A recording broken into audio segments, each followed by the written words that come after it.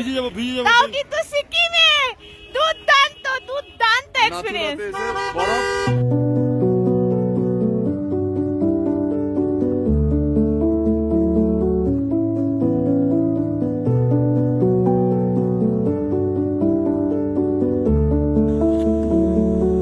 জীবনের প্রথম অভিজ্ঞতাগুলো কখনো ভোলা যায় না, সে প্রথম প্রেমই হোক বা প্রথম স্নোফল। আগামী দিনে আমরা হয়তো আরো অনেক জায়গা ঘুরব, হয়তো অনেকবার স্নোফল দেখব, কিন্তু এবারের সিকিম বেড়ানোটা আমাদের জীবনের একটা মাইলস্টোন হয়ে থাকবে। কারণ পয়লা বৈশাখের সময় এবারে সিকিমে গিয়ে আমরা লাইভ স্নোফল দেখেছি। গত পর্বে আপনাদের দেখিয়েছি বাঁকুড়া থেকে আমাদের গ্যাংটক পৌঁছানোর গল্প, ছিল এমজি মার্গের ঘোরার গল্প,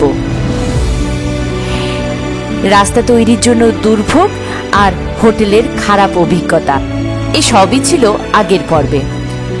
ওপরে আই বাটনে আগের পর্বের লিঙ্কটা দিয়ে দিলাম, একবার দেখে নিতে পারেন।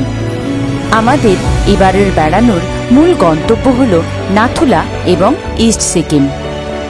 প্রায় 14,000 ফিট নাথুলায় পৌঁছানোর আগে একটা দিন অবশ্যই অ্যাক্লিমেটাইজেশনের প্রয়োজন হয়, আর তাছাড়াও পারমিটের প্রয়োজন, যে পারমিট একমাত্র গ্যাংটক থেকেই পাওয়া যায়। এই কারণেই একটা দিন গ্যাংটকে থেকে আমরা পরের দিন বেরিয়ে পড়েছিলাম নাথুলার উদ্দেশ্যে। বাংলা নববর্ষ 1432, কিন্তু আমাদের সকাল থেকে এত ব্যস্ততার মধ্যে, টেনশনের মধ্যে কাউকে জানানো হয়নি। সেজন্য সবাই তাকাও একটু। শুভ নববর্ষ সবাইকে, শুভ নববর্ষ।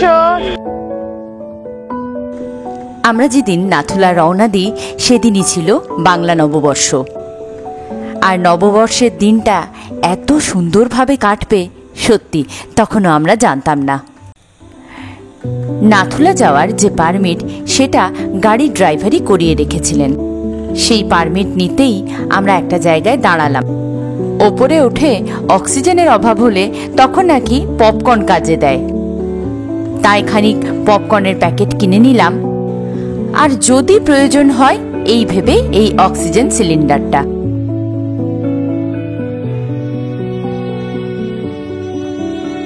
এই জায়গাটায় এসে আমাদের নাথুলা যাওয়ার পারমিটটা দেখাতে হলো, তারপরেই যাওয়ার অনুমতি পেলাম।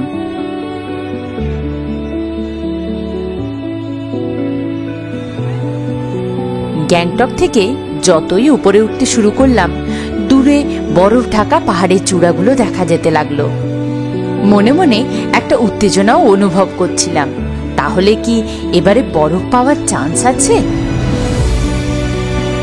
ইস্ট সিকিমের সিল্ক রুটে আমার এই নিয়ে তৃতীয়বার, কিন্তু একবারও বরফ পাইনি। অবশ্য প্রতিবারই এসেছি গরমের ছুটিতে, অর্থাৎ মে মাসে। বরফ পাওয়ার সম্ভাবনা তখন থাকে না বললেই চলে।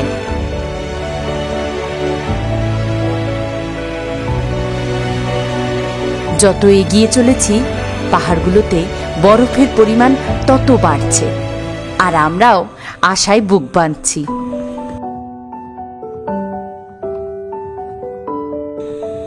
কিছু দূর গিয়ে দেখি রাস্তার ধারে ফ্রেশ বরফ, তার মানে সদ্যই হয়তো গতকাল বা পরশু বরফ পড়েছে।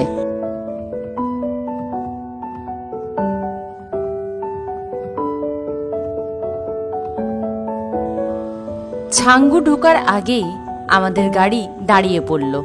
রাস্তায় প্রচন্ড জ্যাম। আপাতত নাথুলা যাওয়ার রাস্তায় আটকে পড়েছি। ঘড়িতে বাজছে এখন 12টা 12। 15 এপ্রিলের এই অবস্থা। সমস্ত গাড়ি লাইন লেগে গেছে, বরফের মধ্যে গাড়ির চাকা, সবাই দাঁড়িয়ে পড়ে এনজয় করছে যে যার মতো। কিন্তু এইদিকে আমাদের দেরি হয়ে যাচ্ছে, নাথুলা যেতে। একটু পরে যদি ওয়েদার খারাপ হয়ে যায় তাহলে কিন্তু আবার বরফ পড়তে থাকবে বা বৃষ্টি চলে আসতে পারে, তখন ফৌজের লোক বা আর্মির লোক বন্ধ করে দিতেও পারে। চোখের সামনে হাতের নাগালে এত বরফ দেখে আনন্দ না করে কি পারা যায়? এই সময় সময়ের কথা একদম মাথায় থাকে না। তবে কারোর মুখের কথা যে এইভাবে সত্যি হতে পারে তা তখনও আমরা ভাবিনি।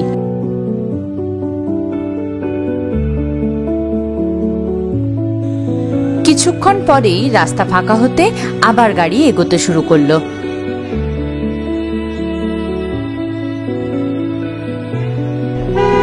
ছাঙ্গু বেরোচ্ছি আমরা আগে যাব নাথুলা, তারপর ওখান থেকে আবার ছাঙ্গু ব্যাক করব, কারণ অনেকটা টাইম পেরিয়ে গেছে, আমরা জ্যামে ফেসেছিলাম। তারপরে এসে এই জায়গাটা বেশ কিছুটা সময় কাটাবো। এখন লেকের জল অনেকটা বরফ, খানিকটা বরফ আর কি, বাকিটা বলেছে পুরোপুরি আর কি ছাঙ্গু লেকে বরফ হয়ে গেছে। জানি না কতটা ক্যামেরায় আসছে এই মুহূর্তে, এই জায়গাটা পুরোটা বরফ। না, এবারের যাত্রায় আমাদের আর ছাঙ্গু আসা হয়নি, কারণ সেদিন নাথুলা থেকে আমাদের গন্তব্য ছিল নাথাং ভ্যালি। আর নাথুলাতেই এমন একটা ঘটনা ঘটল, সেখান থেকে আর পেছনে পিছিয়ে এসে ছাঙ্গু আসা সম্ভব ছিল না। নাথুলার জন্য যে পারমিটটা ছিল সেটা দেখানো হলো, এরপরে আমরা এগোবো।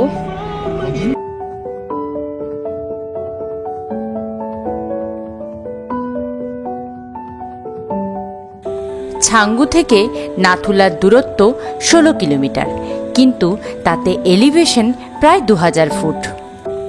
স্বাভাবিকভাবেই যতই ওপরে উঠি বরফের পরিমাণ তত বাড়ছে।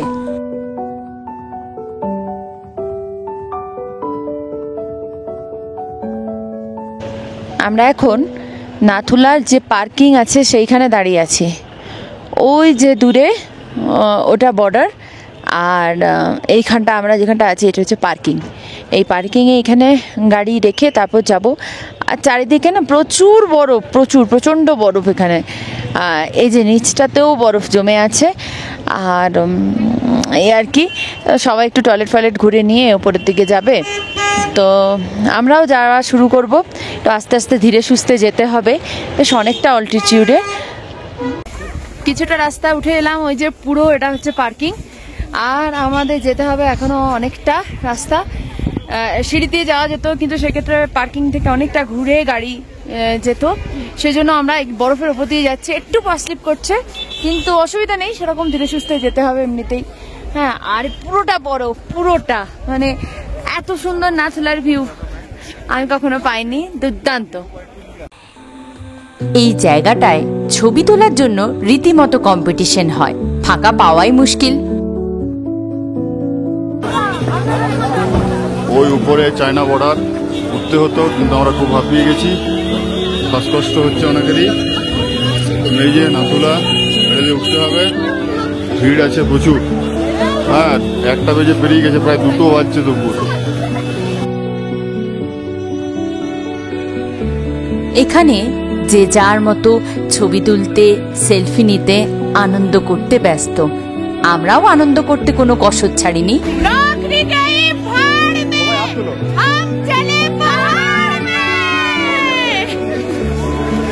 প্রায় 2টো পেরিয়ে গেছে সময়, এখন 2:30টার কাছাকাছি।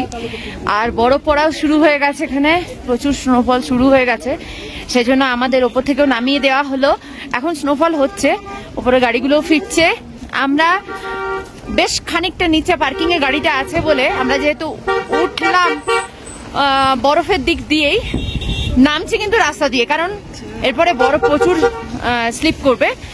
প্রায় চলেই এসছি, আর একটা বাঁক, এই যে এই একটা বাঁক, তারপরেই আমাদের পার্কিং, তারপরে চলে আসছি আমরা। দারুণ এনজয় করলাম আজকে, দারুণ এনজয় করলাম আজকে আমরা। এইরকম এক্সপিরিয়েন্স আমাদের হয়নি। কিরকম বলো এক্সপিরিয়েন্স? এরকম হয়েছে? এখনো বরফ পড়ছে। আমাদের টুপি, সোয়েটার, জ্যাকেট সব বরফে ভর্তি। দারুণ দারুণ দারুণ দারুণ, ইয়ো, সবাই মজা করেছি খুব। এখন হঠাৎ প্রচন্ড জোরে বরফ পড়া শুরু হয়ে গেছে। এতক্ষণ একটু কম কম ছিল, যাই হোক আমরা পার্কিং এ নামতেই কিন্তু প্রচন্ড বরফ পড়ছে এখন। দুর্দান্ত দুর্দান্ত, এইরকম এক্সপিরিয়েন্স আমাদের এই প্রথম। তোমার বলো? জীবন এই যে লাইভ স্নোফল এটা প্রথম দেখছি লাইভ স্নোফল। ভিজে যাবো তাও কিন্তু সিকিমে দুর্দান্ত এক্সপেরিয়েন্স। চলো। হ্যাঁ, আজ আমাদের রাত্রি যাপন নাথাং ভ্যালিতে। নাথুলা থেকে তাই বেরিয়ে পড়লাম। ইচ্ছে ছিল ছাঙ্গু যাওয়ার, কিন্তু এ যাত্রায় আর সম্ভব নয়, কারণ তখন মুষলধারে বরফ পড়ছে, আর এই অবস্থায় উল্টো রাস্তায় গেলে রাস্তা বন্ধ হয়ে যাওয়ার সম্ভাবনা আছে। এখন আছি কুপুপ লেকের সামনে। ওই যে দূরে কুপুপ লেকটা দেখা যাচ্ছে, ক্যামেরাতে আশা করি আসছে কিছুটা হলেও, কিন্তু প্রচন্ড বরফ পড়ছে, এখনো প্রচন্ড বরফ পড়ছে। আমাদের গাড়ি এখানে দাঁড়িয়ে আছে, আমরা বেশিক্ষণ দাঁড়াতে পারবো না। এই যে আই লাভ কুপুপ লেখাটা, বরফ না পড়লে হয়তো এখানে সবাই দাঁড়িয়ে একটা ছবি তুলতাম, কিন্তু এখন আর সেই সিচুয়েশন নয়, কারণ এই বরফে যদি ভেজা হয় ঠান্ডা লেগে যাবে প্রচন্ড। এই যে এলিফ্যান্ট লেকও বলে এটাকে, বরফের জন্য হয়তো হালকা দেখাচ্ছে, হ্যাঁ এলিফ্যান্টের আকারে বলে এটাকে এলিফ্যান্ট লেকও বলে। এটা হচ্ছে কুপুপ লেক। আমরা গাড়িতে উঠে যাবো খুব তাড়াতাড়ি। যত এগোচ্ছি বরফের মাত্রা কিন্তু বাড়ছে, আর বরফ জমা রাস্তায় গাড়ি চালানো কিন্তু ভীষণ বিপজ্জনক। যে কোনো মুহূর্তে গাড়ি স্কিড করতে পারে। আর সত্যি এক্ষেত্রে পাহাড়ি ড্রাইভারদের কোনো তুলনাই হয় না। আমরা পৌঁছালাম ওল্ড বাবা মন্দির বা বাবাজি কা বাঙ্কারে। 3:30 মতো বাজে। আমাদের যে লাঞ্চ একেবারেই হয়নি, সেই জন্য বাবা মন্দিরের বাবাজি কা বাঙ্কারের ওখানে যে ক্যান্টিন আছে, যে ক্যান্টিনটা আছে, সেই ক্যান্টিনে আমরা একটুখানি কফি খেতে এলাম। লাঞ্চ তো হয়নি, এসব দিয়েই হবে। তো আসল যেটা মজা সেটা একটু দেখাই। এই যে এখানে বরফ পড়ছে, এটাই হচ্ছে সব থেকে এনজয়মেন্টের ব্যাপার। এই যে বাবাজি কা বাঙ্কারের সামনে এই ক্যান্টিনে আছি, আর এখানে বরফ পড়ছে। যে গাড়িটা আসছে, গাড়িটা একেবারে বরফে ভর্তি হয়ে গেছে। আমাদের গাড়িও ওই সামনেটা দাঁড়িয়ে আছে।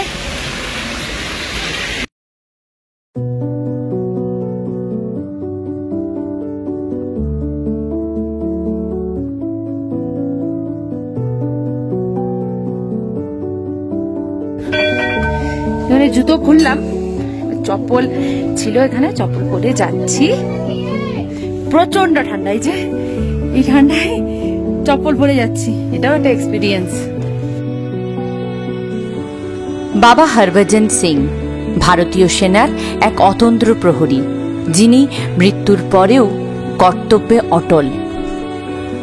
তারই স্মৃতিতে গড়ে ওঠা বাবাজি কা বাঙ্কার বা ওল্ড বাবা মন্দিরে তার নিত্য প্রয়োজনীয় ব্যবহার্য জিনিসপত্র আজও রাখা হয়। ছুটিতে বাড়ি ফেরার জন্য তার নামে ট্রেনের টিকিট কাটা হয়। ভেতরে একটুখানি ভিডিও করলাম, পা মানে বরফ জমে গেছে পায়ে। যাই হোক, এরকম সিচুয়েশনে কখনো আসেনি বাবাজি কা বাঙ্কারে। দারুণ লাগছে, একটা অদ্ভুত অভিজ্ঞতা, অদ্ভুত অভিজ্ঞতা, এরকম হয় না। ওল্ড বাবা মন্দির থেকে নাথাং ভ্যালির দূরত্ব মাত্র 5 কিলোমিটার, কিন্তু ওখান থেকে আমরা তাড়াতাড়ি বেরিয়ে গেলাম, কারণ সেনারা বললেন আর আধ ঘন্টা যদি আমরা ওখানে থাকি তাহলে আমরা আটকে পড়ব আগামী 12 ঘন্টার জন্য। আর কথাটা যে কতটা সত্যি একটু এগোতেই মালুম পড়ল, কারণ তুষারপাতের মাত্রা এখন আরো বেড়েছে। তবে আমার অবাক লাগলো বাইক আরোহীদের দেখে, কারণ এই রাস্তায় 4 হুইলার নিয়ে যাওয়াই ভীষণ চাপের, সে জায়গায় বাইক, সত্যি ওনাদের সাহসকে কুর্নিশ জানাতে হয়।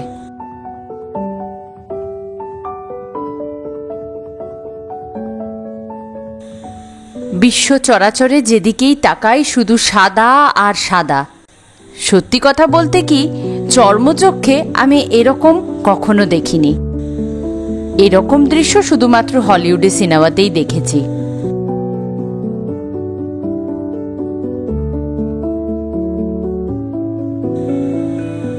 মাত্র 5 কিলোমিটার রাস্তা আমাদের প্রায় সময় লাগলো 40 মিনিট, কারণ এই তুষারপাত। যাই হোক, শেষ পর্যন্ত পৌঁছালাম নাথাং ভ্যালিতে। সেদিন মাঝরাতে টেম্পারেচার নেমেছিল প্রায় -3 ডিগ্রি। সেও এক অনন্য অভিজ্ঞতা। সেই অভিজ্ঞতার গল্প নিয়ে আসবো আগামী পর্বে। সকলে ভালো থাকবেন, সুস্থ থাকবেন। আজকের ভিডিওটি কেমন লাগলো অবশ্যই জানাবেন। ভালো লাগলে একটা লাইক করে দেবেন। আমার ভিডিও যদি প্রথমবারের জন্য দেখছেন তাহলে একটা সাবস্ক্রাইব করে দেবেন।